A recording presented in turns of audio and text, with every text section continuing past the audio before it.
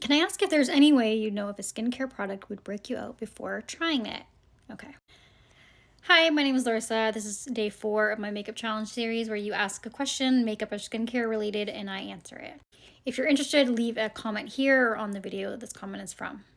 Okay, so the short answer is no. There's probably not a way to tell if a product's going to break you out. You probably have to try it, but I'm going to give you some tips to kind of streamline the process a little bit. So number 1, ask yourself, why do you want this product? And if it's going to give you the results that you are looking for.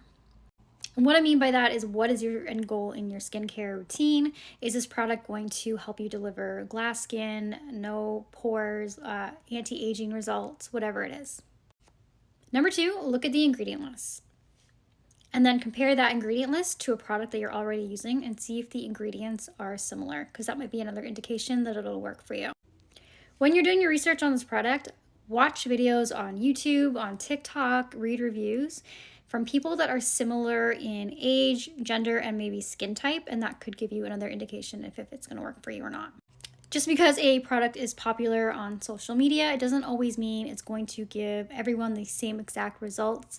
At the end of the day, you know your skin best and you know what's going to work for you or not. Keep it really simple and try not to introduce a whole bunch of new skincare all at once. You don't want to break down your skin barrier, because when you break down your skin barrier and you keep adding more like harsh actives and stuff, that can actually make the problem worse. And if you do decide to purchase the product, go ahead and patch test it to make sure it's not going to break you out. I wouldn't suggest putting it all over your face in one go, and keep your receipt if it doesn't deliver with the expectation that it promises. I hope these tips helped. Thanks.